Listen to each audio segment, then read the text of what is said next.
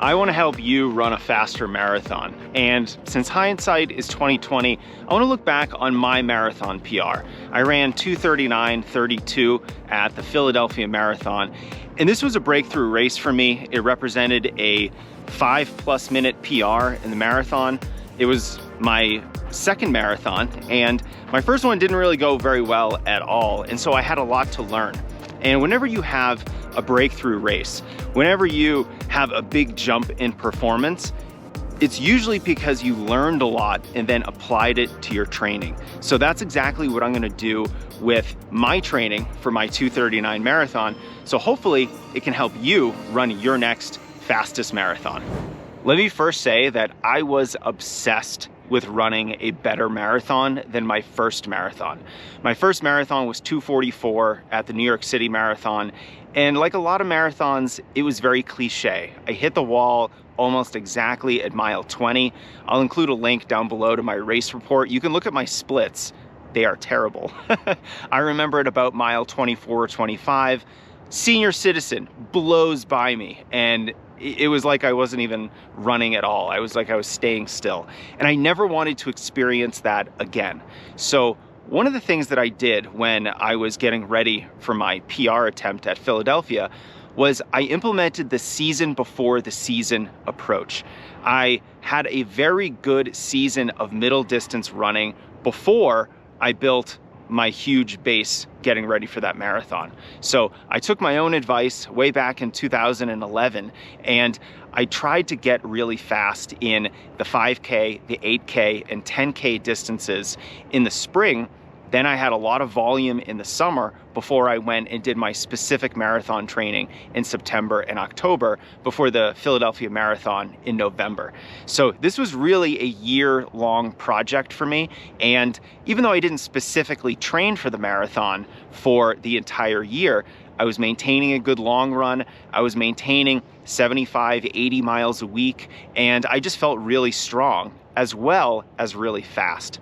And that is exactly the position that a runner should be feeling if they're thinking about a PR attempt. You should be coming off some really good short distance races and then feeling strong from all the mileage that you're doing. If you can engineer that kind of environment, running a good marathon is just gonna be a lot easier for you.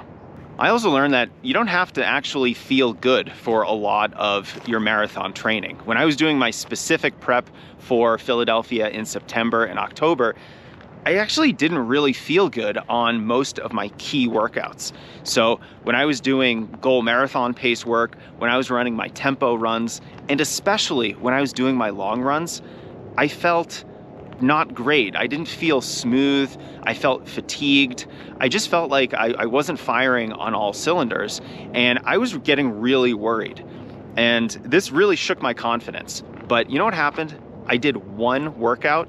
It was a 22-mile long run where I went 11 miles out on the C&O Canal in Maryland. I turned around at the 11-mile mark, and the second 11 miles back to the starting point was a workout. It was 3 times 3 miles at current marathon pace, goal marathon pace, and then a little faster than goal marathon pace with a 1-mile recovery jog in between. And that workout I absolutely nailed. I think I ended up running those 22 miles around 2 hours and 22 minutes. I can actually look it up and put it in the show notes under this video. But that workout finally gave me the confidence I needed to be able to go after that 2:39 marathon. But for most of the training cycle, I felt terrible. Felt absolutely terrible and didn't really feel like my training was too productive. But now I know in hindsight, you don't have to feel great for even a majority of your training sessions. So if you're in the middle of a marathon cycle right now, you're not feeling too hot, you're feeling a little bit fatigued, your workouts aren't going well, don't lose hope. That breakthrough might be just around the corner. You just need to stay mentally tough and stay consistent. You know, I'm not that big into supplements, but I do love AG1 by Athletic Greens. I consider it my nutrition insurance, helping me cover all my bases so I know I'm not missing out on anything my body needs, especially when I'm training really hard.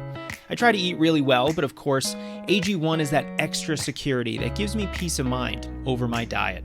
1 scoop per day, and I'm getting 75 vitamins and minerals, prebiotics, probiotics, antioxidants, and adaptogens.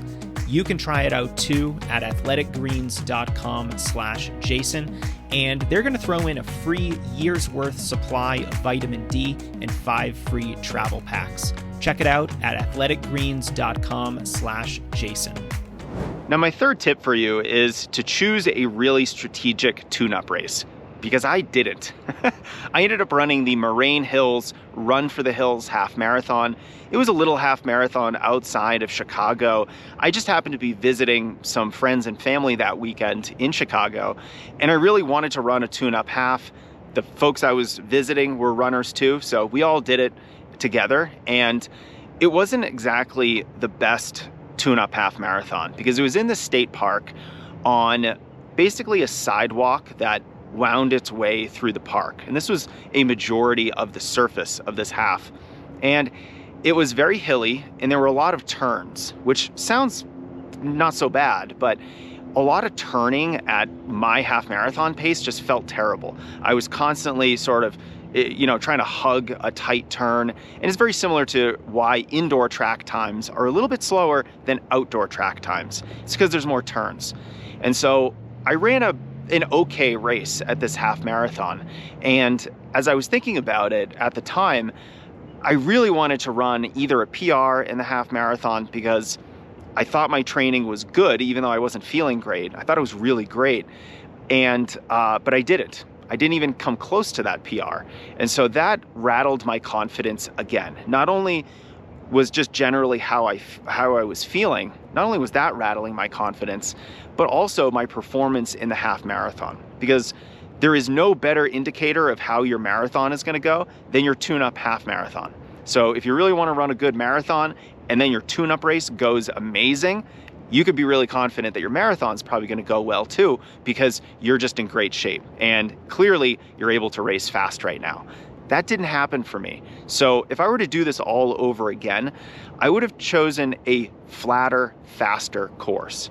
Because if your goal is a PR, your goal is speed.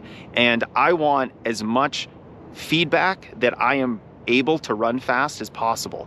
That's going to help me be more confident. It's going to have higher expectations for yourself, and it's going to ultimately result in a better time on race day. So if I were to do it again, and what I would advise a lot of runners to do is if you're getting ready for a PR attempt and you have times and splits on the brain, do a fast half marathon. Don't opt for a slow course. Don't opt for a really hilly course, because ultimately you're not going to get the result you want. It might knock your confidence, and that could have some negative effects leading into marathon day. If you're gearing up for a marathon, I hope you found this video helpful. Make sure you hit the subscribe button if you did find it helpful. I'm also going to put a lot of resources underneath this video. So if you want to do more of a deep dive on marathon training, on the concept of the season before the season, and many other resources to help you run a better marathon, be sure to check that out. And good luck with your upcoming marathon.